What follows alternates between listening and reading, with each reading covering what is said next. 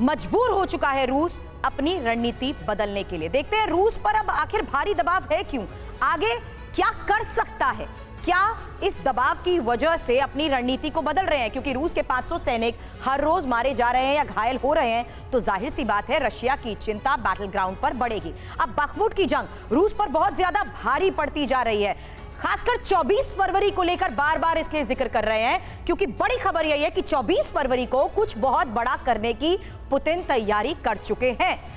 युद्ध के 1 साल पूरे होने पर विश्व को ताकत पुतिन अब दिखाएंगे। बड़ी बात यह है कि पुतिन ने मार्च अंत तक पूरे डोनबास पर कब्जे का आदेश भी दिया था, इसे प्लीज करेक्ट करिएगा। इसीलिए गंभीर आशंका अब यह है इस महीने रूस का सैन्य एक्शन वॉर को क्या एक नए लेवल तक ले जा सकता है। महत्वपूर्ण यह है यहां पर चतुर्वेदी सर इस लिहाज से समझना, क्या अमेरिका के सहयोग के बलबूते यूक्रेन ने मजबूर नहीं कर दिया। ये अपने घर के पास सिर्फ देसी मुर्गियों को पालकर हर साल 6 लाख कमा रहे हैं। आप भी ये करना चाहते हो तो फ्रीडम ऐप को अभी डाउनलोड कीजिए। कि कहीं पर भी रशिया ना कब्जा साबित कर पाया, ना गवर्न करने के लिए राजी हुआ, और अब जो मदद मिल रही है अमेरिका से उसके बलबूते यूक्रेन ने रूस को इलाका छोड़ने पर भी मजबूर कर दिया। सुरभि, ये एक व्यू पॉइंट है, लेकिन मैं समझता हूं कि जो रूस का टर्मिनल स्टेट जो हासिल करना चाहता था वो उसने हासिल कर ली है। ईस्टर्न यूक्रेन को वो कब्जा करना चाहता था, डॉनबास का इलाका, लोहांस का इलाका, और हो सकता है थोड़ा उड़ीसा और खार्की की तरफ भी वो जाना चाहे। लेकिन इसके बियॉन्ड उसका एम नहीं था। अब वो केवल रिटेलिएट कर रहा है यूक्रेन के हमलों को, और अपनी ये जो एरिया कब्जा किया है उस पर अपना आधिपत्य और भी मजबूत कर रहा है। लेकिन प्रोफेसर अंशु, क्या युद्ध के इस मुहाने पर यह कहना ठीक होगा कि रूस को जो हासिल करना था वो उसने हासिल कर लिया? बिल्कुल कर लिया समीर। सबसे बड़ी बात, जिस बात पे ये जंग शुरू हुई, हम पहले तो उसकी ओर देखें। हाँ। पुतिन ने बार बार ज़ेलेंस्की को ये कहा कि भैया तुम नेटो का मेंबर मत बनो, हम तुम्हारे अगेंस्ट किसी तरह का कोई अटैक नहीं करेंगे। इसी बात पर ये युद्ध शुरू हुआ था, और अब देखिए कि अब नेटो ही मुझे तो धीरे धीरे पीछे खिसकता हुआ नजर आ रहा है यूक्रेन को अपना सदस्य बनाने देने के लिए। तो जो पुतिन को हासिल करना था, पूरे विश्व को अपनी शक्ति का प्रदर्शन करना था, उन्होंने कर दिया।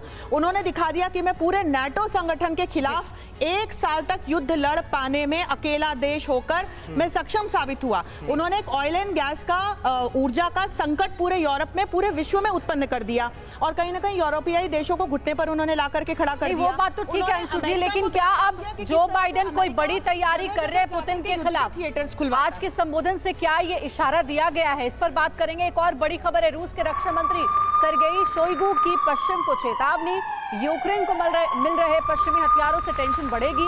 यूक्रेन को पश्चिम से मिल रहे हथियारों को लेकर यह चेतावनी जारी की गई है।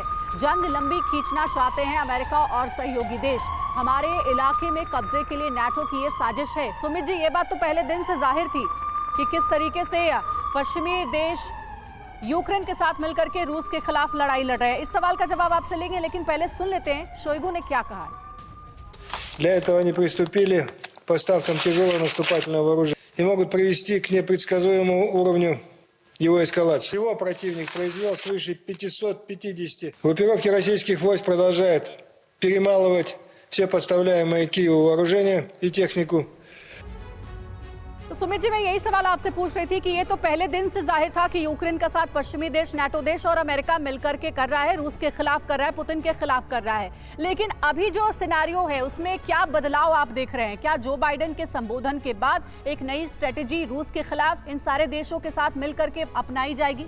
निश्चित रूप से ये जब अमेरिकन राष्ट्रपति अपने यूएस कांग्रेस में इस बात का उल्लेख कर रहे हैं कि हमें नाटो मेंबर्स को एकत्रित होना है और हर तरीके से यूक्रेन के साथ खड़ा होना है रूस के विरुद्ध, तो इसमें कोई दो राय नहीं। और याद रखिए, पिछले फरवरी से लेकर अब तक 1 साल होने वाला है 24 फरवरी को, अमेरिका हर तरीके से यूक्रेन का साथ रहा। एक बात और जो महत्वपूर्ण है यहाँ पर, हम ये कहते आ रहे हैं कि नाटो का मेंबर अभी तक नहीं बनाएगा, इसके पीछे एक टेक्निकल भी पहलू है जिसे हमें ध्यान रखना चाहिए, और वो ये है कि अगर मान लीजिए, थोड़ा सा कल्पना करिए कि युद्ध शुरू होने के बाद बीच में यूक्रेन को नाटो का मेंबर बना दिया गया होता। इसका परिणाम ये होता है कि जो यूक्रेन पर अटैक था वो पूरे नाटो पर अटैक हो जाता। गाहे बगाहे प्रत्यक्ष रूप से नाटो मेंबर्स को रसिया के विरुद्ध आना पड़ता। तो हमें कुल मिलाकर तीसरे विद्युत की स्थिति में अभी तक होते न होते बल्कि शुरू हो चुका होता। ये बड़ा सबसे टैक्टिकल डिसीजन है नाटो मेंबर्स का और यूएस का कि अब तक नाटो मेंबर में उसको जोड़ा नहीं गया। इस बात को भी याद रखिए। आज युद्ध खत्म हो जाए, एक हफ्ते के बाद आप देखेंगे कि यूक्रेन जो है वो नाटो का मेंबर हो चुका है। इसीलिए युद्ध इस स्थिति में खत्म हो जब तक यूक्रेन और नाटो की मैं ये कहना चाह रही हूँ कि बिल्कुल सही बात, यदि अमेरिका और नाटो वाकई में यूक्रेन के साथ थे तो इस युद्ध के बीच में ही यूक्रेन को अपना सदस्य बना लेना चाहिए था, ताकि वहां जाकर के वो यूक्रेन के बिहाफ पे युद्ध लड़ पाते, लेकिन वो ऐसा नहीं कर रहे हैं। ये अपने घर के पास सिर्फ देसी मुर्गियों को पाल कर हर साल 6 लाख कमा रहे हैं। आप भी ये करना चाहते हो तो फ्रीडम ऐप को अभी डाउनलोड कीजिए।